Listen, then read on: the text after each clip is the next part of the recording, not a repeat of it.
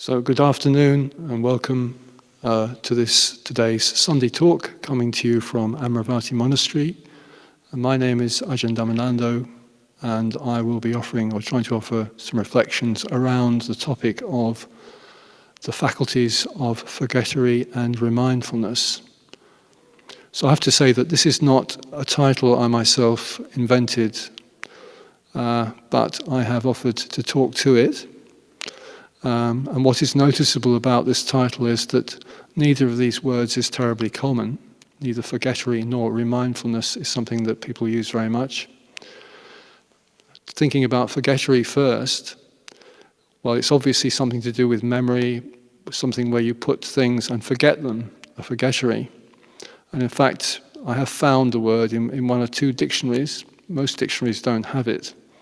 It's something we sometimes use around the monastery, the word forgettery, but it does have some kind of colloquial usage outside, so some people use this word apparently. So that's forgettery, and the other word is remindfulness. So I take remindfulness to be really a play on the word mindfulness, something we use all the time here, mindfulness, and remindfulness is just really a play on that word. So the themes I'll be trying to explore will be around memory and mindfulness, and seeing possibly towards the end of this whether there might be some connections that tie those two together. But the origin of the word mindfulness is this word in Pali, sati, and sati itself stems from a Sanskrit word smrti, and that has a root in the word smara, which means something like reminiscence, recollection, bringing to mind, thinking on something, or memory. But the word smrti in Sanskrit can also mean attention or mindfulness of all physical and mental activities. So this slight ambiguity around the word sati, which we have, because sometimes in the texts, in the scriptures, sometimes sati is translated as memory, mostly it's translated as mindfulness. So this ambiguity goes back to the very root of the word itself. So memory for us, for human beings, is very important. In English, we have a number of phrases or expressions, sometimes songs, sometimes just things that we say, which tend to indicate that how important it is. For example, we talk about a trip down memory lane. We talk about memories are made of this. We say some song was thank you for the memory. We also say things like don't forget to remind me and don't remind me. Sometimes we say things like, it's on the tip of my tongue, meaning that I can almost remember it, but not quite. And these phrases help to indicate to us the importance that we give to memory, how much of a part it plays in our lives. So, why is memory so important to us? I think firstly because if we come across something new, a new problem or a new situation, we need to marshal facts and details.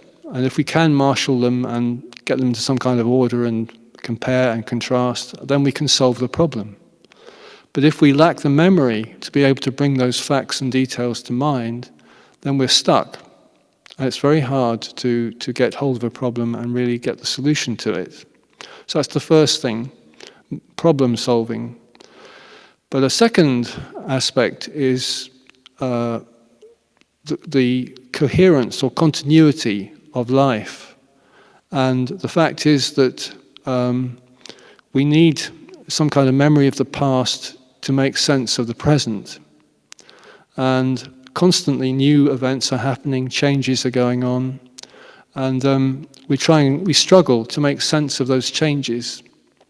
We struggle to put them into perspective. And with some kind of memory, we can perhaps offer a context or a perspective within which something is happening. So a really current example would be COVID-19. So this pandemic is affecting everybody all around the world, and it is quite overwhelming. It does cause us a lot of anxiety and fear. And so how do we make sense of that? We reach for a context or a perspective from which to view it. And two such contexts come up to my mind. One is the kinds of disease like smallpox and measles. Back in the 18th century, members of the royal family were dying of smallpox or of measles. There was no cure for those diseases at the time. What the physicians would do would just bleed you, and that was supposed to cure you. So it did nothing whatsoever, and people were dying of those diseases. Now, as time went on, so the medical field discovered cures, or at least things that could help prevent the disease and maybe contain the disease. So we might well wish that COVID-19 falls into that kind of category, and that sooner or later something comes along that contains or cures the disease. But there is another context within which it might fall. It might be similar to the bubonic plague. Now, the bubonic plague in England began in the 1300s with the Black Death, a very famous time, but it actually carried on for another 400 years. It would reappear in towns or certain districts and flare up and then die down again and flare up and die down again, right through to the 1700s. So, for example, if you follow the story of the royal court, the king would move away from a town or city where the plague was flaring up to somewhere which was plague-free. Anyway, this is the kind of thing I mean. It's a context within which to view a current occurrence or problem that's arisen in our lives. Now, why is it that we fear losing our memory? I think, first of all, because memory is what gives us a sense of identity. So if I know what I've done in the past, I have some kind of idea of the kind of person I am. I am, if you like, my past. That's how I make sense of it. If I have certain skills and I can remember those skills, then I can be of use to the people around me or the community I'm living in. So this is all very helpful. And if the memory goes, then of course we feel diminished as a person. And the other problem is that it's very inconvenient. Even on a sort of everyday small level, if we forget a word or a name or a detail that we need to remember, something that is crucial perhaps to speak about in a meeting, then of course it's very inconvenient. We have to go and look it up. Or for example, if we forget our spectacles or our keys or a pen or some other thing that we take with us or want to take with us, and we have to go back and collect it, it's very inconvenient. So this inconvenience means we become less efficient as a person. And finally, it can be very embarrassing, or we feel embarrassed if we can't remember something that's important to us or important to somebody else, perhaps their name or perhaps the fact that we met them before. And we always fear that people might look down on us or criticize us or have some negative feeling if we can't remember. So these are reasons why it is memory is so important to us.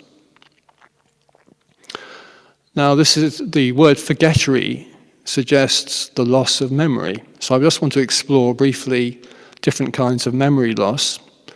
Not too long, I hope, but the first kind of memory loss that strikes me is the most common of the lot, which I think is to do with aging. So it's age-related memory loss. And there appears to be, at the root cause of this, there appears to be physiological changes to the brain, what they call neural engrams or memory traces.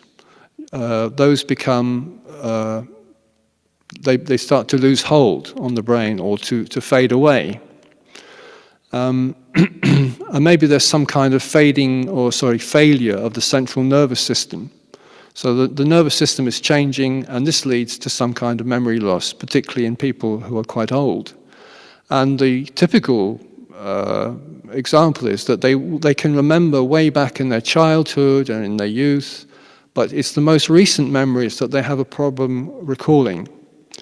And this indeed was the case, or has been the case, with my parents. So, for example, my father, who died a few years ago, he could remember pretty well his youth and young manhood. And he was actually interviewed by somebody who came from an RAF association to record his memories, because my father was, in the Second World War, he was in the RAF. So talking about his time in the RAF, my father could remember not just the names of the aeroplanes, he could remember details about how to start the engines. And certain aeroplanes, the engines were very difficult to start. You had to sort of turn the propeller, something like that, to help you get the engine going. And he was talking about this and the difficulties with certain aeroplanes. And very fluently, as though it was yesterday.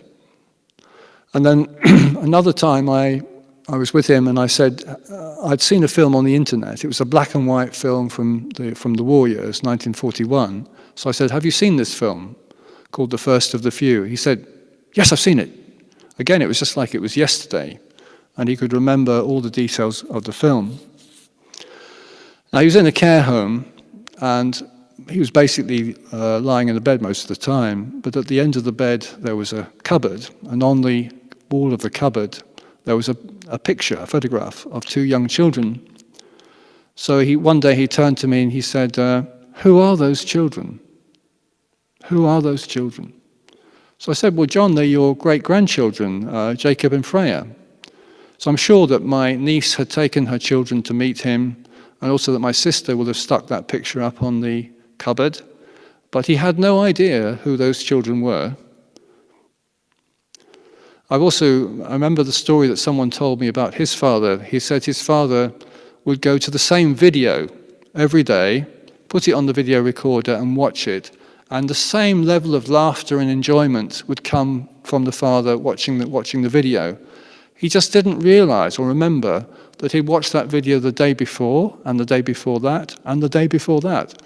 So as this friend said, his father was very cheap to entertain, not expensive at all. So this is age-related memory loss, something we're quite familiar with. Then, even for younger people, there are certain reasons or causes, or shall we say hypotheses, about why they forget in certain situations. So one of the reasons we forget or can't remember is non-activation.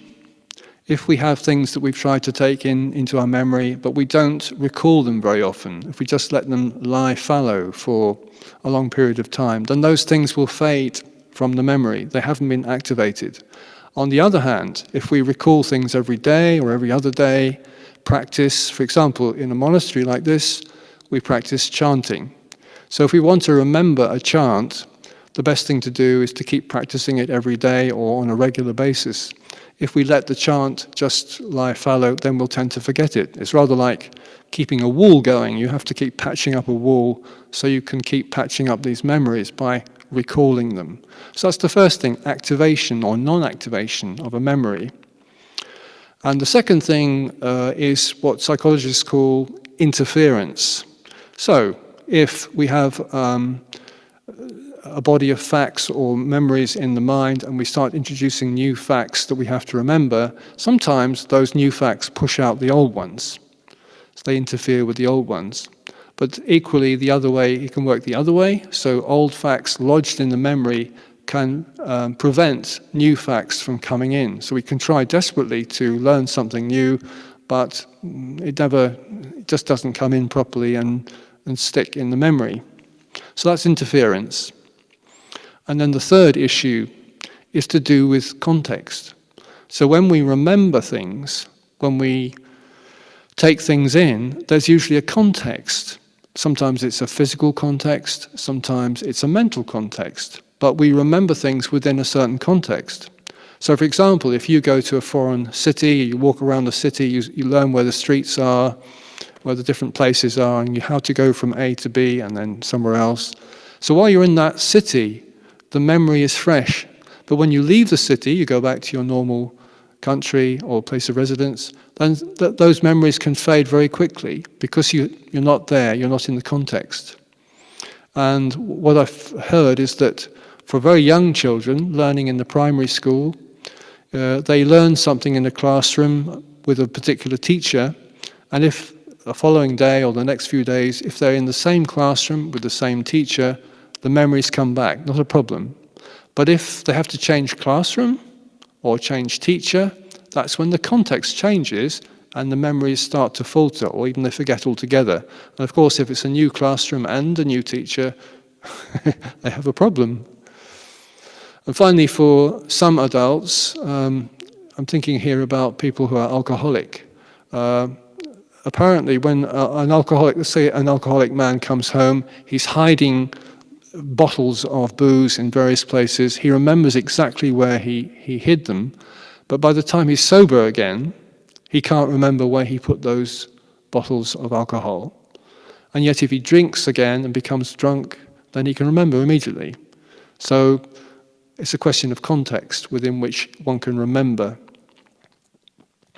So those are what you might call fairly normal or just everyday kinds of forgetting.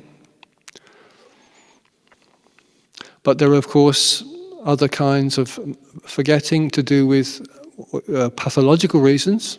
So if we get into a situation where we get a bang on the head, we may well, even if we're still conscious, we may suffer some kind of memory problems, memory defects. And the same is true of certain diseases like encephalitis of the brain. If you get encephalitis, then you may experience some memory problems from that. Even more severe is if we get into some kind of trauma situation where we're knocked unconscious. So somebody knocked unconscious, gradually they come to, they're dazed and confused, and they can't take in new memories. So from that period right through to when they're fully recovered, it may be the case that they can't remember anything that happened.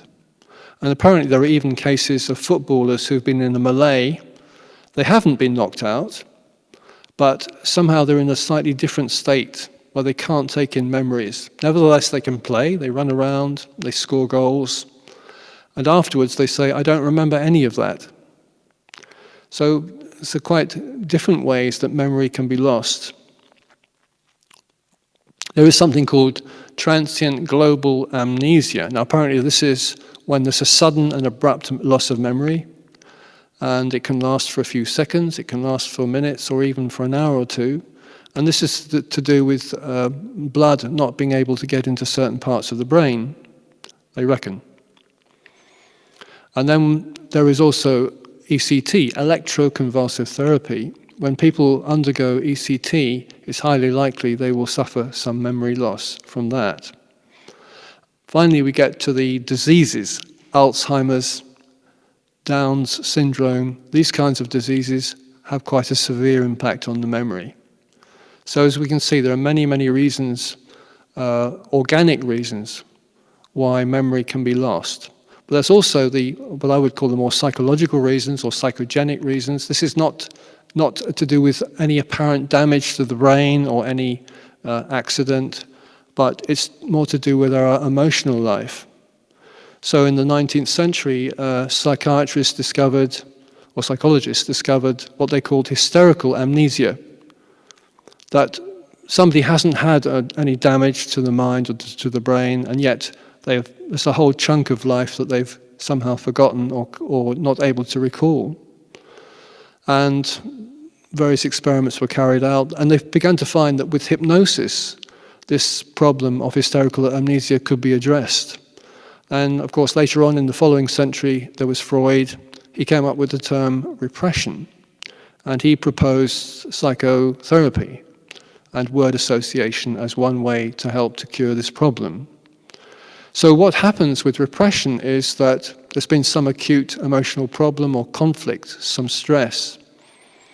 And this deep sense of anxiety that arises is connected with perhaps pretty powerful emotions: fear, guilt, shame, disgust, or feeling of self-inadequacy, things like that, a sense of inferiority. And somehow the mind just starts to wall off these memories. It just doesn't want to know about it. And the person genuinely cannot remember. So they might be questioned by someone, and they still can't remember. They might try themselves to remember this period of time, but nothing works. They cannot remember. And that is the difference between repression on the one hand and moderate forgetting on the other. We all experience moderate forgetting, something we don't really want to remember.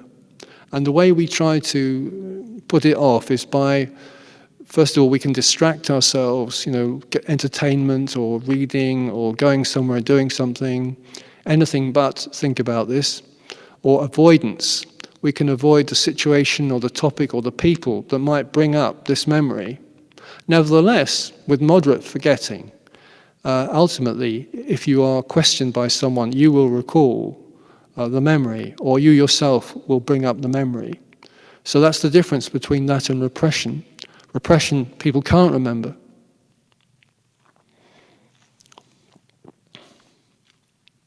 And this can take some very extreme forms. So the way repression works, you wall off that memory, and yet the memory itself is trying to break through. So it can come through in a disguised form, a different form, into your life. Or maybe it comes through at the expense of conscious awareness. So there are cases where people who get into sleepwalking are actually reenacting something they don't want to remember. And of course the classic example from literature is Lady Macbeth. Lady Macbeth has been involved in a murder, and she's sleepwalking, and she's washing her hands repeatedly, and she's supposed to say, "Out, damned spot, out." So she's enacting something she no longer wants to remember through that unconscious sleepwalking. And I remember as a schoolboy, there was a man in those days, Francis Chichester. He was the first man to sail around the world single-handed. And he started in Britain, he ended in Britain, but he broke his journey. He did stop halfway in Sydney, in Australia, and his wife flew out to join him. And so they were in the same room. And she reported that apparently some nights Chichester was getting out of bed and he was trying to crawl up the wall, and he was shouting, "Where's the halyard? Where's the halyard?" And it would indicate that there was some kind of repression had gone on about all the fear he'd experienced in the course of his trip. So those are examples of repression. And this kind of forgetting can take a very extreme form for people in very difficult situations under a great deal of stress. And it can take the form of personality disorder. You actually try to become somebody else because being who you are at that moment is just so difficult, so unbearable. So you have multiple personality disorder.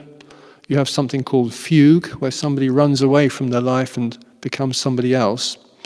And it can happen that somebody is walking down a street in a town, a town they have no knowledge of, and they sort of come to themselves. They don't realize, they don't know who they are, they don't know where they are, and they don't know what they're doing. So usually people like that end up going to the police. So all these are examples of forgetting, and if you like, they are the modern explanations of why we forget. But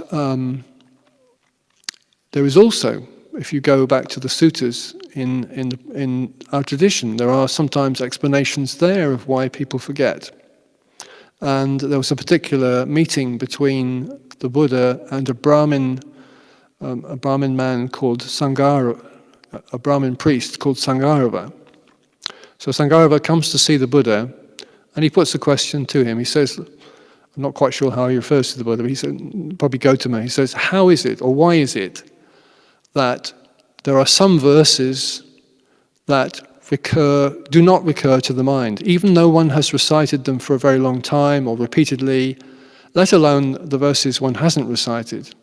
And yet on another occasion, verses recur to the mind very easily, even though one hasn't recited them very much, let alone the ones that one has recited.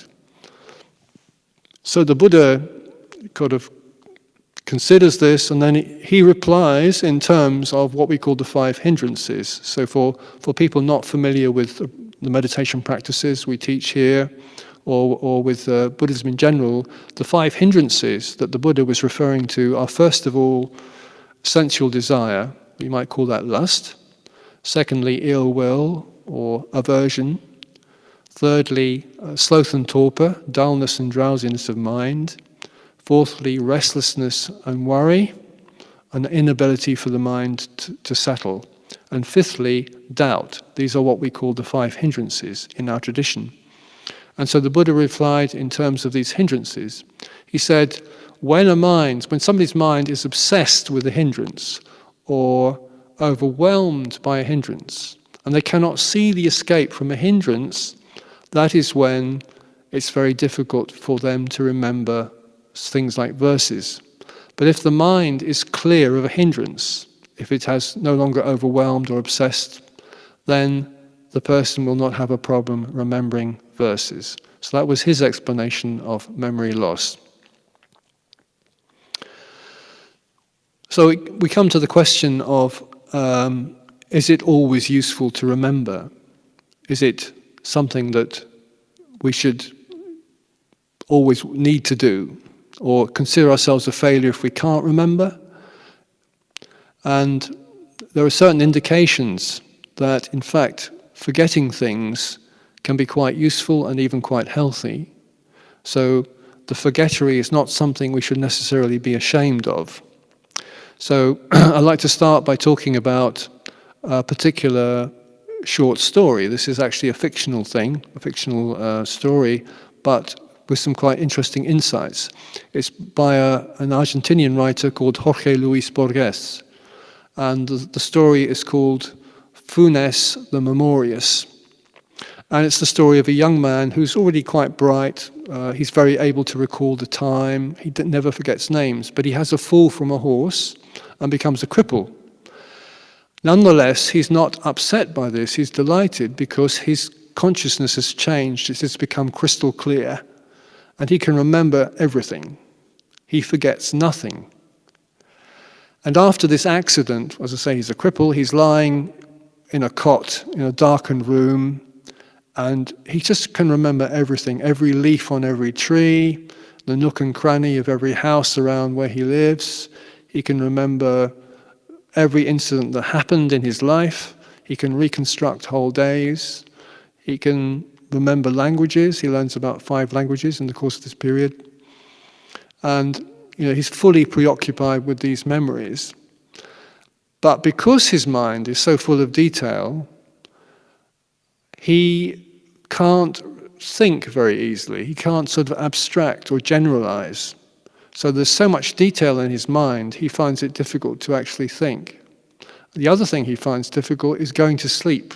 So his mind's so full of these different details and all the things he remembers, he can't sleep very easily. So in order to sleep, he has to imagine that he's lying at the bottom of a river and sort of the current sweeping over him, and he's on the rocks, and then suddenly he can go to sleep that way.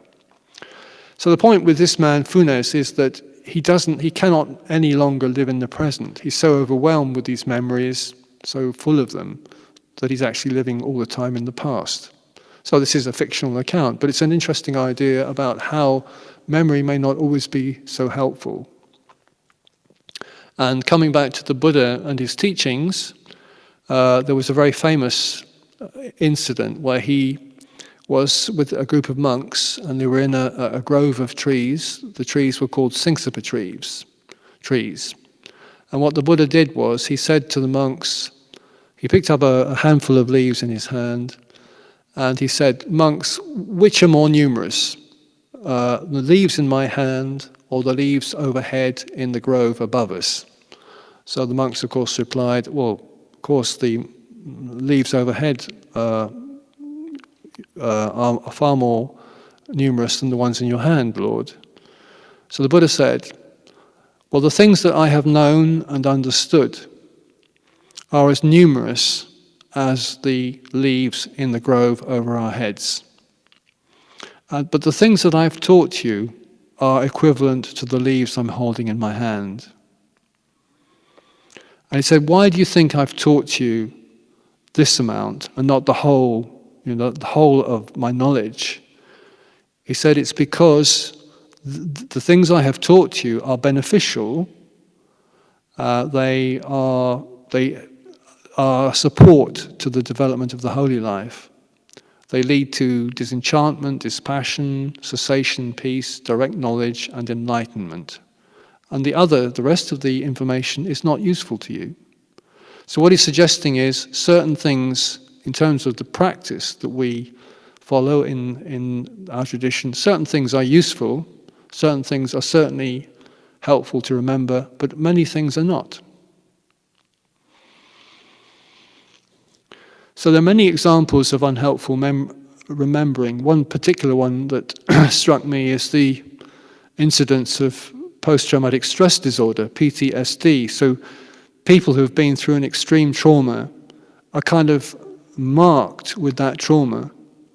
And the trauma can arise through war, through torture, rape, abuse, natural disaster. All these kinds of things can produce PTSD.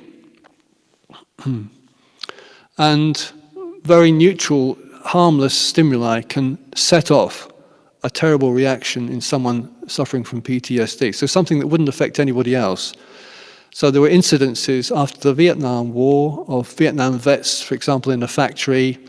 A noise happened, some kind of noise that other people, they don't like, but they're not too affected by. And a Vietnam vet would leap into a vat of oil out of terror. So I think that some companies made their vets into health and safety officers. They were so sensitive to what was going on in the environment that they would immediately report anything going wrong. And in the case of my own family, my father, who had been, as I say, in the RAF, and so he was flying over hostile territory, and various things were exploding around him, anti-aircraft fire.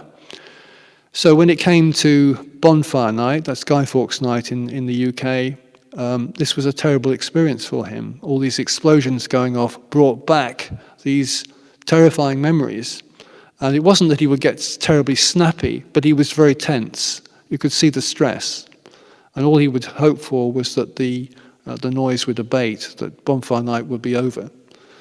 So that's what we call post-traumatic stress disorder. Those kinds of memories are definitely unhelpful.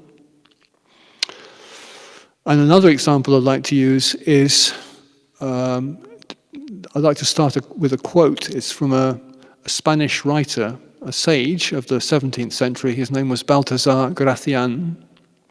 And he said something like this: the things that we remember best are the things which are better forgotten. The things that we remember best are the things which are better forgotten. And I think what he meant by that was that human mind tends to hang on to grievances and grudges, humiliations, insults, rudeness, or callousness, anything that incites this negative feeling inside. We tend to dwell on these things and bring them back and think about them a great deal, stew over them. And of course, when we do that, it sets off a long chain of negative reactivity inside of us. So anger, hatred, all kinds of negative emotions arise. And this goes on between individuals, so people can fight over things like inheritance or children, houses, or what one person has done to the other, experiencing a great deal of hatred. And I've even known people kind of fight over things like cutlery, something as simple and innocuous as cutlery. So it goes on at the individual level, these memories, these grudges that we hold on to. And then it can also happen between families. So different wings of a family can have a grudge against each other and maybe not talk to each other for years. Or, as in Shakespeare's play Romeo and Juliet, you can get two families, the Montagues and the Capulets, always at war, always finding a way to score back at each other for previous wrongdoings. And from the family level, it can go up to the level of mass sectarian hatred. We're familiar with this in Northern Ireland. Whether you're nationalist or unionist, Catholic or Protestant, you belong to a kind of tribe, and the other tribe is the enemy. And of course, holding on to many past memories in that situation. And finally, we get up to the level of nations, and each nation that you visit usually has some kind of other nation they regard as the enemy or traditional enemy, and other nations they regard as friends. And there may well be a lot of history and memory, collective memory involved in that, wrongs done to a particular nation by another nation, and people hold on to that. So we have this capacity to hold on to very painful memories and to experience a lot of negativity and hatred as a result. And I think that that's what this man, Gracian, was referring to with that quote.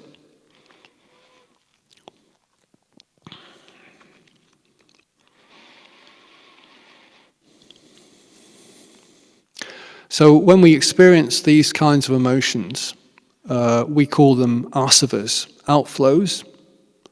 Sometimes they're referred to as floods, sometimes they're referred to as streams. They're one of the major obstacles in practice, how to cope with these outflows or streams. And in fact, there was a very interesting meeting between a student who came to see the Buddha and the Buddha. This student, he was a Brahmin student by the name of Ajita, had come with a lot of his friends, and they'd come a long, long way to put questions to the Buddha. And so Ajita, the Buddha says, go ahead, ask the question. So Ajita stands there and he says something like this. He says, "Everywhere the streams are flowing. What is the barrier against the streams? Speak of the restraint of the streams. By what are the streams closed off?" So this is the Buddha's reply to that. He says,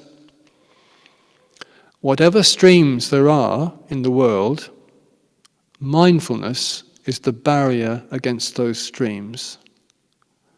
I speak of this as restraint of the streams.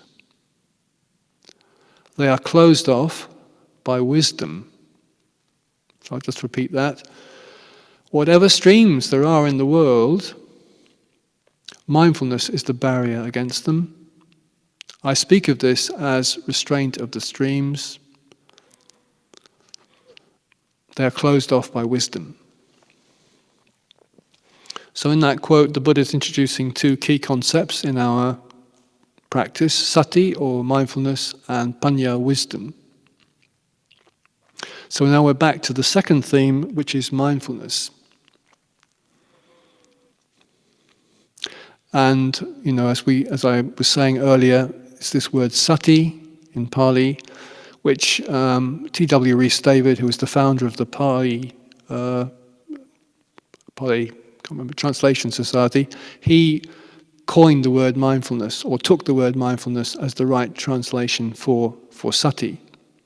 And I remember in the early years, during which I encountered Buddhism first, and first came to monasteries, that this word mindfulness was something one usually encountered in a Buddhist environment.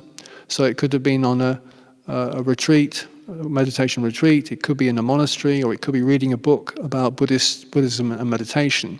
This word mindfulness constantly coming up. And one didn't used to hear it outside of that context. At least I wasn't aware of it. So that was then. But now, 30, 40 years on, everything has changed. So mindfulness is a very commonly used word in society generally now, and it can be used in a whole series of contexts. So for example, people talk about, the other day I saw an article in a newspaper. The title of the article was "Mindful Weaving." In terms of the health and medicine, the doctors and practitioners trying to help people with stress and anxiety very much took on this idea of mindfulness. The most famous being John Kabat-Zinn with his mindfulness-based stress reduction. There's also mindfulness-based cognitive therapy. And I'm sure that many or some sports people use mindfulness probably to help them with their competitiveness. Not only that, I've seen a report published by the Civil Service 1 or 2 years ago, and in that report, the people writing the report were praising the whole idea of mindfulness and trying to recommend that it be brought into the civil service so that it would obviously yield, they said it would yield benefits in terms of the workplace, people would be more at ease, they would work better, they would cooperate more, and so forth. So mindfulness has come into so many different sectors of the society, and now we know, discover there are mindfulness teachers here, there, and everywhere, different kinds of mindfulness teachers. And of course, psychologists have taken to it as well, and they conduct experiments and do tests on people who are trying to be mindful. And even neuroscientists study the brain as people practice mindfulness. So it's a whole wealth of new information about, quotation marks, mindfulness. And the psychologists will write a book, they'll report on their findings, and they will define mindfulness in their terms. So there are now a whole spectrum of definitions of what mindfulness means. And the question remains, what is mindfulness? So this is why it's useful to go back to some of the earlier definitions and just to consider them.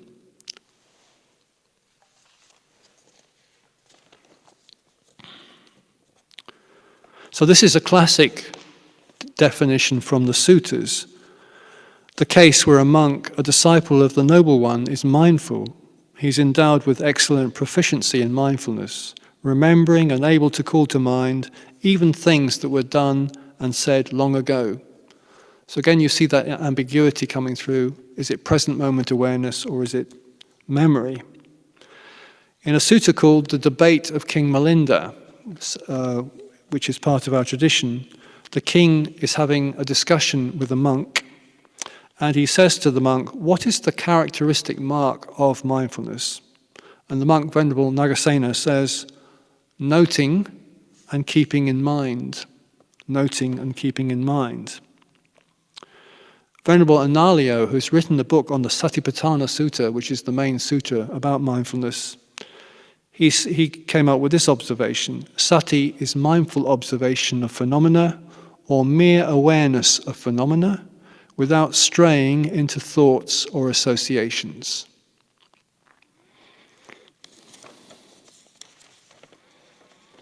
In 1981, Bhikkhu Bodhi, one of the most famous translators from Pali to English in America, in 1981 he gave a series of lectures. He recorded a series of lectures on the essential teachings of the Buddha. This is a quote from his lecture. Samasati, that's right mindfulness. Samasati is clear awareness of what is happening in us and around us in successive moments of experience. It's a form of attention. Attention is ordinarily used to serve our biological and physiological needs. In other words, we note those things that serve our purposes. Samasati observes carefully and precisely what's happening in the moment. It aspires to a pure objectivity. So I came across another quote from a lay teacher of meditation by the name of Lynn Bousfield, and she wrote, the function of mindfulness is to stay present with whatever the moment of experience is, to stay present with curiosity and a soft and receptive interest. And at another point she says, using effort, focusing attention on the present moment without judgment. As soon as we're judging, we're not being mindful, seeing the process and its changing nature. And I found that kind of definition, as I say, in my earlier years very helpful, and very inspiring. Yes, a non-judgmental awareness. Sharon Salzberg, another famous teacher, cultivating a mirror-like mind, one that reflects things as they are, whether joy or sadness, and so forth. Ajahn Dhammanando, the founder of this monastery, and my first teacher. In the 1980s, he kept using the term choiceless awareness. Choiceless awareness. He also used the following terms: an immanent reflection on the here and now, a continuous determination to turn to the present moment, a constant recollection or remembering of the here and now. Another lay teacher, Joseph Goldstein, mindfulness is a mental factor. It has the function of noting what the object is, of staying aware in the present moment. It's an awareness without clinging, condemning, or identifying. And then Ajahn Chah, mindfulness is knowing or presence of mind. What am I thinking right now? What am I doing? What am I carrying around with me? So these are all what I would regard as classic definitions of mindfulness. And yet, because the mindfulness now is a word used in so many different contexts, it has begun to be divorced from or pulled out from the context within which it was originally taught. So the Buddha taught mindfulness within a context, and often he provided it within a certain series of lists, mindfulness along with certain other qualities. And the problem is that if you start to divorce this concept from the context within which it was offered originally, it's rather like if you've got a ring with a jewel set in the ring, you pull the jewel out of the ring and then you put it into a different context. It's still a jewel, but maybe it's not so easy to understand what the Buddha was teaching.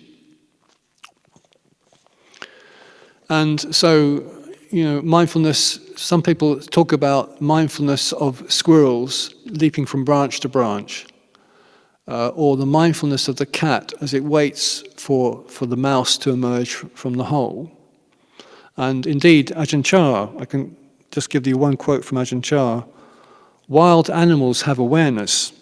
They have mindfulness as they stalk their prey and prepare to attack.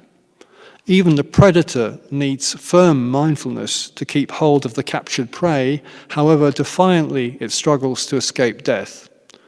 This is one kind of mindfulness. For this reason, you must be able to distinguish between different kinds of mindfulness. So now I come to Jon Kabat-Zinn and his definition, or what he says about mindfulness. And here is an excerpt from one of his books. Mindfulness stands on its own as a powerful vehicle for self-understanding and healing. In fact, one of its major strengths is that it is not dependent on any belief system or ideology, so that its benefits are therefore accessible for anyone to test for him or herself. And in another place he says, mindfulness is basically a particular way of paying attention. It's a way of looking into oneself in the spirit of self-inquiry and self-understanding. So the last thing I want to do is criticize what they call the secular mindfulness movement. I'm sure it has done a lot of good, and particularly someone like Jon Kabat-Zinn working with distressed people, very difficult psychological situations, getting them to meditate and to be mindful will have helped a lot of people and relieved a lot of suffering. But the problem is that when you pass someone a ball, they can run with it. And so if mindfulness is being used in many different contexts by different kinds of people, then the meaning can change. So if we think about the wild animal motif translated into the human realm, maybe one can practice mindfulness of cracking a safe. So as you work to crack a safe, you have to be very aware, you're being very careful. And the Hatton Garden jewel robbery of a few years ago, no doubt the thieves were being very mindful, if that's what we mean by mindfulness. Then you can have sniper mindfulness. The sniper, when he takes aim to kill someone, has to be very, very careful and very aware of what he's doing. So not so many years ago, we had the situation in Sarajevo. It was surrounded by people in the hills taking aim at people in the streets of the city and killing them, including children. So no doubt those snipers, in their way, were being very mindful. And then finally we have the example of the bomb maker. So somebody's putting together a bomb that they're going to use to kill as many people as possible with. They're being very mindful as they construct the bomb. And then as they, if they're a suicide bomber, they take it to the place where they're going to detonate it. They stand in the right place mindfully, and then they detonate at the right moment. So all of this could be, I suppose, a sort of mindfulness. And indeed, in terms of speech, one could be defaming someone or tearing someone apart, insulting someone mindfully, I suppose.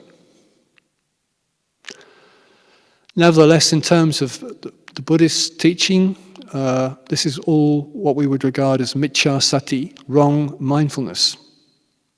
What the Buddha taught was samma sati, right mindfulness.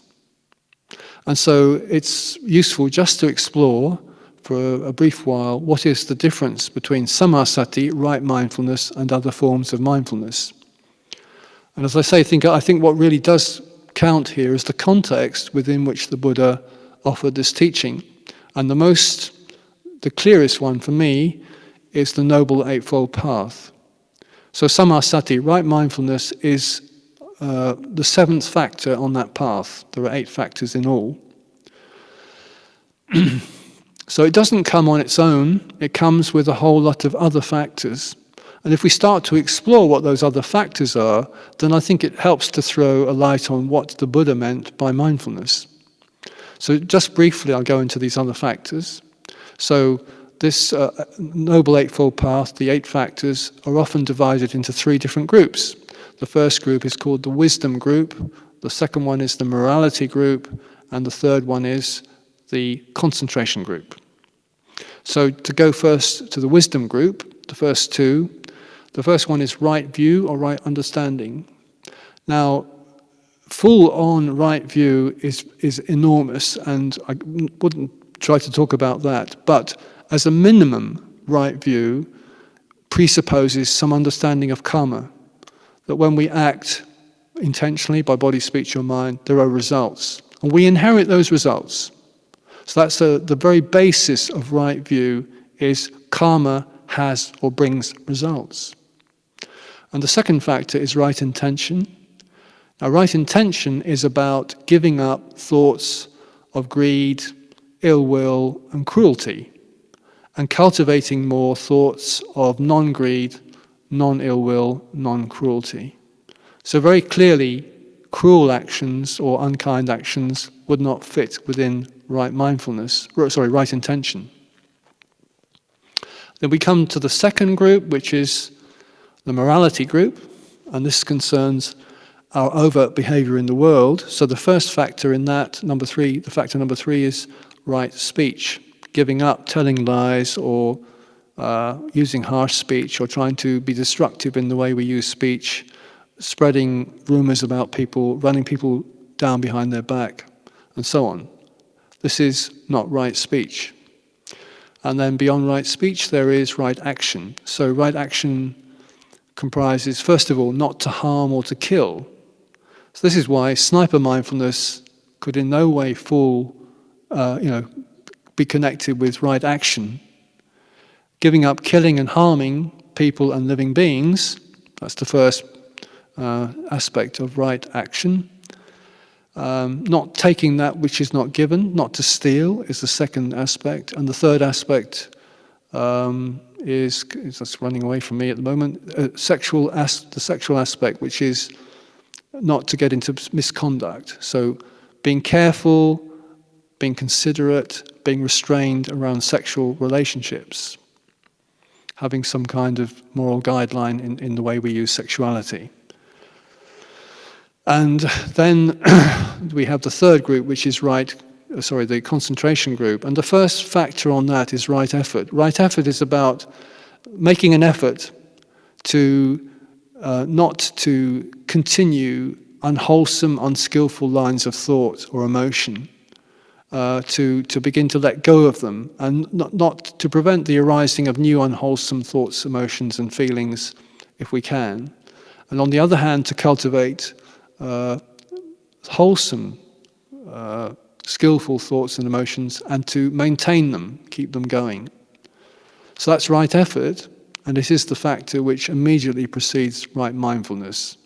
So when we see those 6 path factors that precede right mindfulness, and remember all of these factors are supposed to work together. It's not like we do one, then we do another.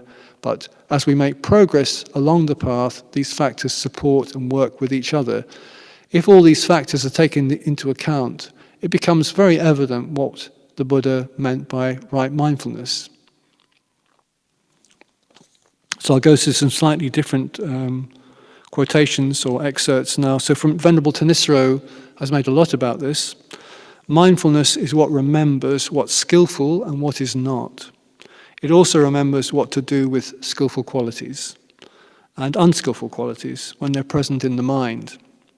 Or if we go back to the debate of King Milinda, the monk Nagasena says, as mindfulness springs up, the meditator notes the unwholesome and the wholesome, the blameless and the blameworthy, the insignificant and the important, dark and light qualities.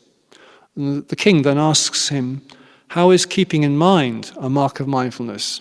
So Venerable Nagasena replies, as mindfulness springs up in the mind, the meditator searches out the categories of good qualities and their opposites, thinking, such are beneficial, such harmful. Thus does he make what is unwholesome in him disappear and maintain what is good. And finally, a quote from Analayo. The task of sati, mindfulness, is to penetrate beyond the surface appearance, to lay bare the characteristics that the object shares with all conditioned phenomena. So there, I think, in discussing these different aspects or different versions of mindfulness, I've tried to imply that mindfulness as taught in the Buddhist tradition may not be exactly what is being taught in secular society, because the Buddha was offering his version of mindfulness within a certain context. And it is very useful to go back to that context in order to really understand what he meant by mindfulness. So coming towards the end of the hour, I'll try and just draw these things together, if I can. So first of all, to say that most teachers now in our tradition would say that just bare awareness or non-judgmental awareness is not mindfulness, that that's somehow not correct. They would say that for mindfulness to be really samasati, right mindfulness, it has to have an element of moral sensitivity, moral awareness to it, plus some hiri ottappa, that is conscience or moral shame and moral dread. So long as those aspects are involved with mindfulness, then we can consider it to be right mindfulness. But divorced from those aspects, they would say, no, this is not what we can call mindfulness. So is there any way in which mindfulness can help memory? That's another question that came up in terms of the title. And just thinking about old age and memory loss and so on, what people regard as senility, or call senility, is one of the identifying factors of senility is that people live in the past. They can't live in the present moment. So if we have a practice of calling to mind the present moment, coming back into the present moment as often as we can, whether it's by body, speech or mind, then it seems to me this is quite a positive practice in terms of at least warding off senility if we're frightened of that developing in us. Now, we know that there are a number of reasons why memory slips away. One of them is non-activation. So the more we activate memories that are important to us, or which things that we do want to remember, by recalling them day after day after day, the more likely we are to be able to remember. We talked about context and memory. Well, one way we can help ourselves to remember is by establishing a good context for that memory to occur in. Now, traditionally, people would tie a knot in their handkerchief to remind them of something that they wanted to say or do. And nowadays, we use calendars and diaries and personal organizers. We put in notes and so on and remind ourselves of things we ought to be doing. But we can also think ahead in terms of the mental associations that we need in order to remember something. We can build up a mental context within which something can be remembered. And if we undertake that kind of activity, then we can support our own ability to remember. And I think also what emerges from the little I've read about this is that the more active we are in terms of our mind, for example, if we've got hobbies, creative hobbies, or we do repairs, or anything active like this which calls upon certain memories, the more we pursue those hobbies and those interests, those memories stay alive. So that's a kind of active mindset, actively meditating, actively doing these creative tasks, as against the passive mindset of somebody sitting in front of a television, just clicking from one channel to another, passively consuming programs. That, to my mind, is the recipe for memory loss and, for decline of mental faculties. So these are just some hints as to how we might, if you like, keep our memory fresh. But at the same time, to remember that certain things, we can forget certain things, it's not a problem. We all forget, and the forgettery at times can be very useful. So on that note, I will stop the talk, and I would like to allow you now 10 minutes, if we have 10 minutes, for anyone who wants to go away, go to the toilet, stretch their limbs, walk around a bit, and then at approximately 12 minutes past 4, I'd like to pick this up again and answer one or two questions. So if you would like to join me at that stage, then I'll be very happy to see you. So we'll have a break now for 10 minutes.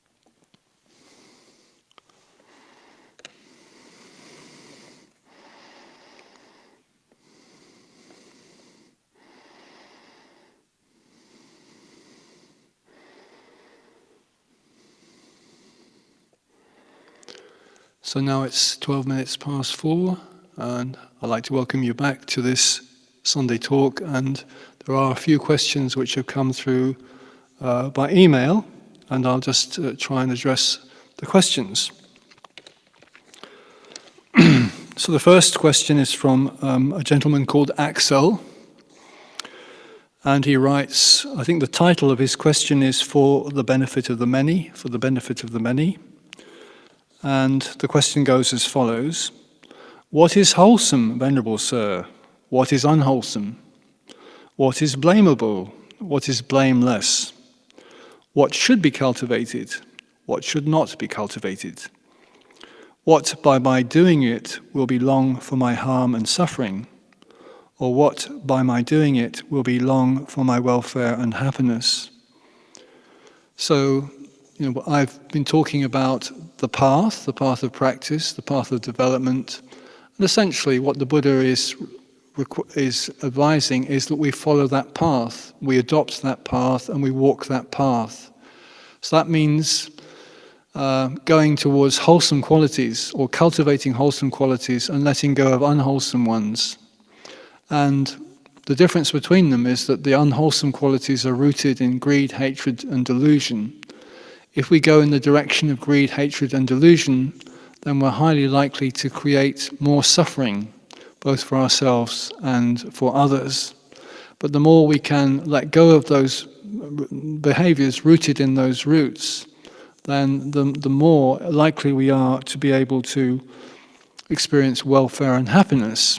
So we just have to really pay attention to what the Buddha taught. First of all, the practice of dana. So for those who are not very familiar with what dana means, it's generosity or giving. So the more we can offer to others and help people around us, the happier we will be.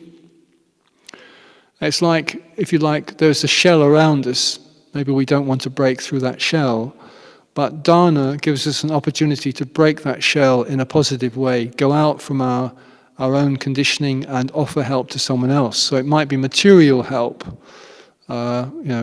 People bring food to the monastery, for example, or it might be somebody who's in distress on the street. You offer them some money to get some food. It might be other kinds of help, psychological help. Just by listening to somebody, you can offer help to them, or by sharing something with somebody, one can often help them. So there are many ways of giving, but the Buddha doesn't encourage us to give. He says this is what will open up the heart and create a happier mind state. So giving is part of it.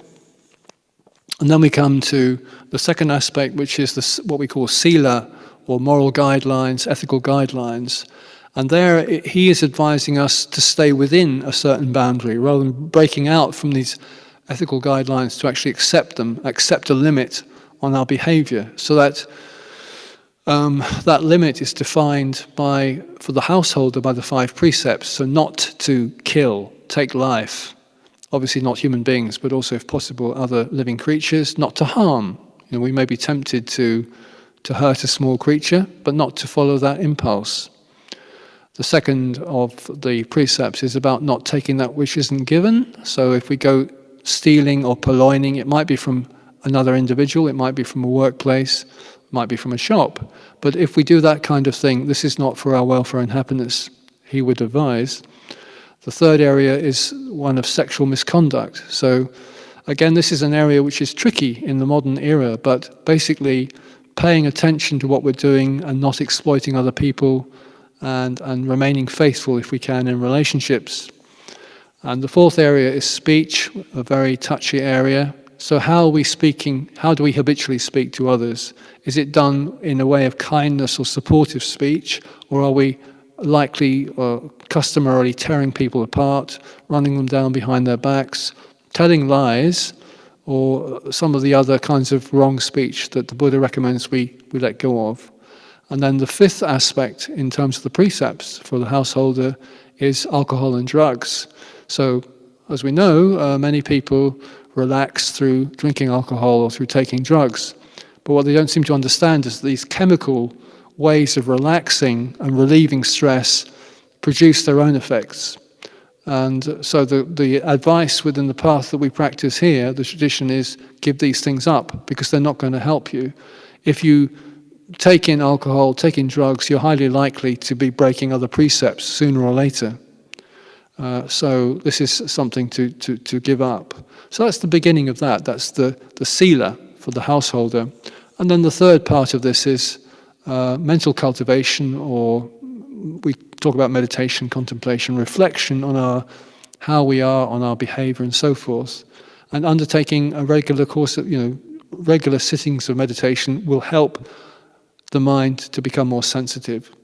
And as we sensitize the mind and the heart, so it's much less likely that we're going to be doing unskillful and unwholesome things. We start to take into account the people around us much more. For example, it's not just sati, I was talking about sati, mindfulness, but sampajanya, all-round awareness of any particular situation and the implications of our own behavior. The more we can cultivate that, sati sampajanya, the less likely we are to create conditions that are blameworthy or that increase suffering. So that's what I can recommend.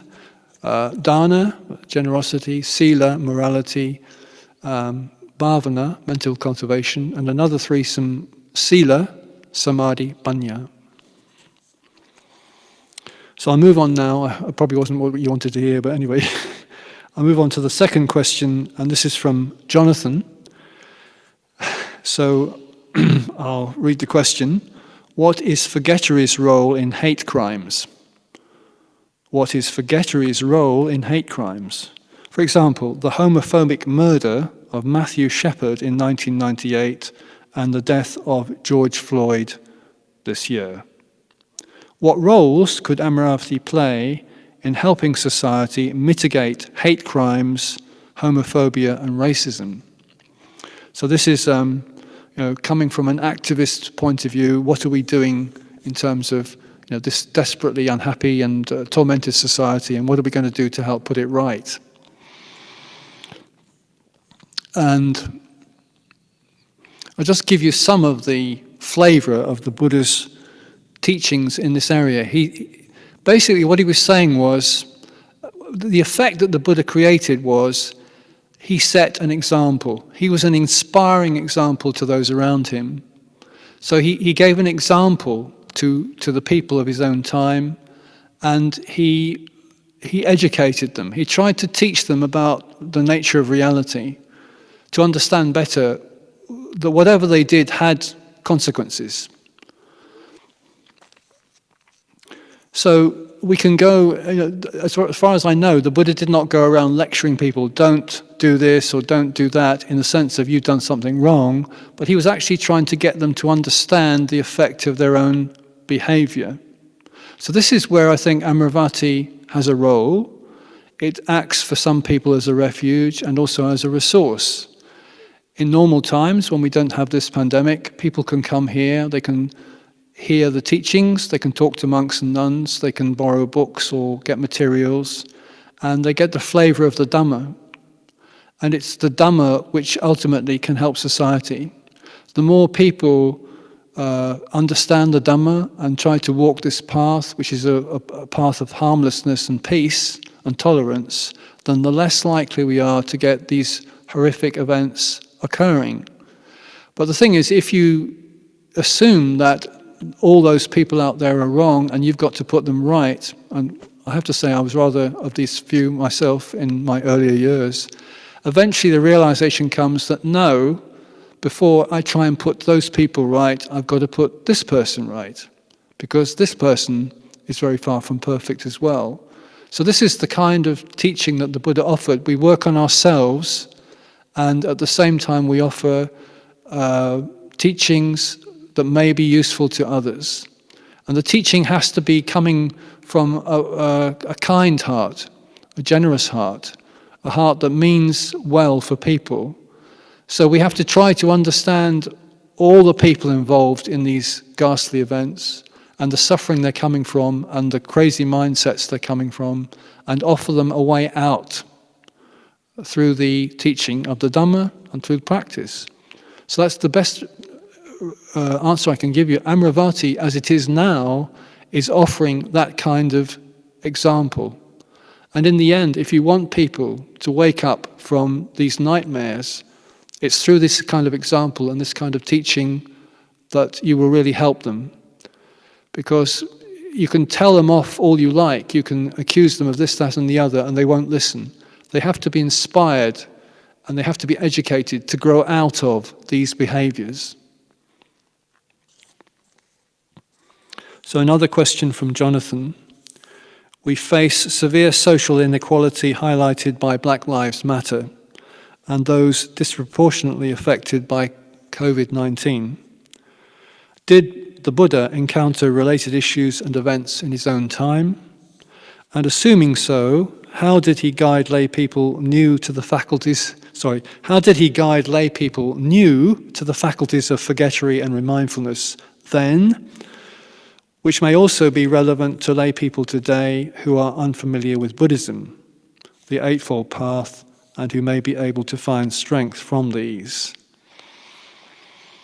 So yes, there was social inequality in the time of the Buddha. There was a caste system. Brahmins, Khatyas, merchants, and Shudras, at least a full basic caste system. And people looked at, from higher castes looked down on people on the lower castes. Everyone was trying to assert their position. But the Buddha made it very clear that when somebody came into the Sangha and when he ordained as a monk, caste was not an issue. So again, he, rather than saying, this is wrong or what you're doing is wrong, he set an example. And anyone who was ordained as a monk, who came into the Sangha, was, it didn't matter what their background was, what mattered was what they did once they were in the robe. So he even, as we know, there was a famous incident, a murderer was accepted into the Sangha, who eventually became an arahant, who attained to enlightenment. So all kinds of backgrounds, high and low. And basically the Buddha said, I call him who is a Brahmin, I call him who is on the path to enlightenment a Brahmin. Someone who's understood the truths, who's applying them in his life, who's walking the path successfully or in a good direction, I call him a Brahmin. So he was changing the definitions of the word, and in a wholesome direction.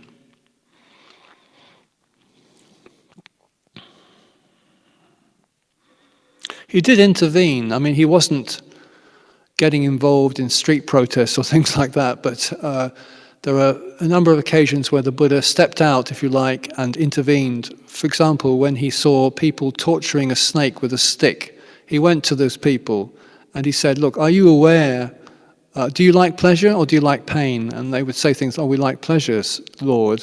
He said, well, if more you do this kind of thing, torturing a snake with a stick, you're likely to create unhappy results for yourself. So it was always a question of education and of drawing attention to cause and effect.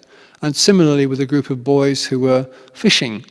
He went up to them, they were in a pond and they were torturing the fish, or catching the fish. He said, boys, do you like pleasure and do you fear pain? Because this kind of activity will create pain for you later on. There was also the case where two tribes or two ethnic groups were about to go to war, the Sakyans and the Kolyans, over a water resource, over the river Rahini, and the use that the water would be put to. So the Buddha appeared on the battlefield, and he shamed both sides into putting down their weapons.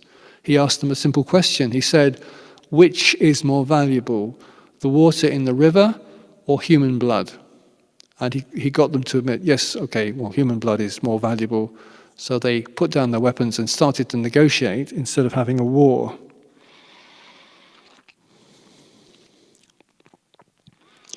So in talking about forgettery, and this is something that happens to us, it's not actually something that normally we would encourage in terms of Buddhist practice. Mindfulness is what we encourage.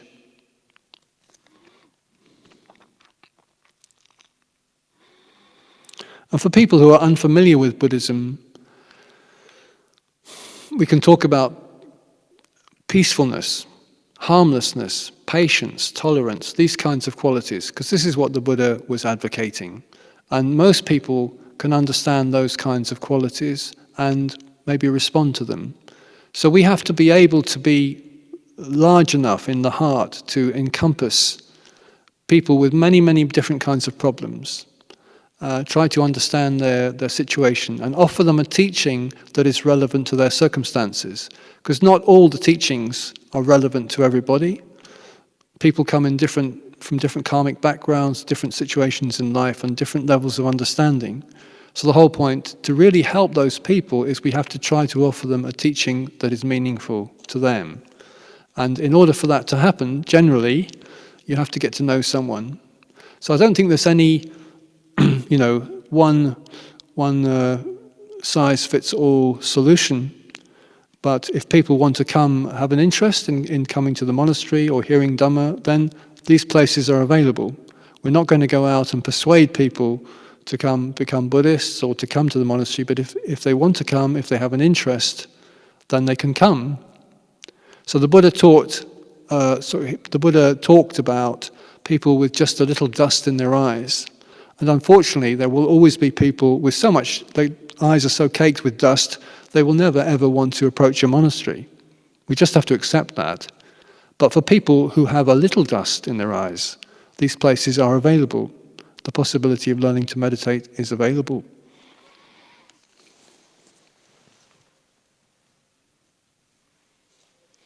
And finally, there was a late question coming in, which I wasn't able to copy. I really messed this up.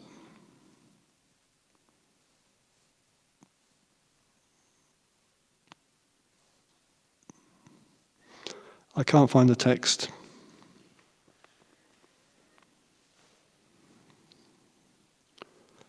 I knew this would happen.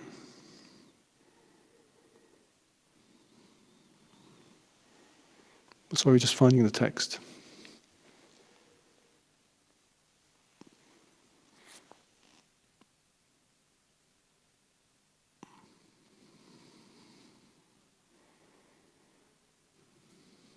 Thank you very much. So anyway, here's the question that came through after I made a copy of the questions. So it says, Dear Ajahn Dhammanando, I am approaching middle age, currently living by myself, and struggling with depression and anxiety, perhaps caused by childhood complex trauma, C-PTSD. Many days I can't get out of bed and feel very tired, and have an emotional pain and fear in my chest. When I try to meditate, I often space out, so I have stopped. And I find it difficult to get myself to do basic tasks, such as washing up the dishes or laundry. And then the nub of the question is, can the faculties of forgettery and mindfulness help me at all? How can I develop these from scratch? Thank you. So it sounds as though whoever asked the question is a bit overwhelmed with depression and perhaps with constantly contemplating these wounds or these traumas that they had to suffer earlier in life. And it's not surprising to me that just sitting alone in meditation doesn't really help.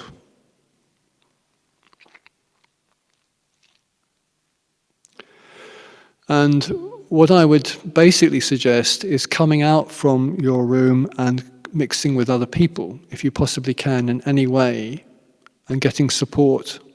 By giving support to others, you can get support from them too. So is there anything that you can join in with by the way of, for example, it could be some charitable work or voluntary work, something like that, that enables you to come into contact with other people. And if you can do something to help them, in the end, that activity will help you. You ask about the faculties of forgettery and mindfulness. All I can say is, if you find everyday tasks difficult, this is something where you can bring mindfulness to bear, and you have to persuade yourself to get up out of bed and to do these things, because that is the way you will change your mindset. The more you give in to the depression or whatever it is that's holding you down, the more you will experience it. So you could use, for example, a a clock, an alarm clock to get you up, and set an alarm clock to make sure that you do certain tasks. So you have to work on yourself to make sure that you wash the dishes and do the laundry and try to keep the flat clean.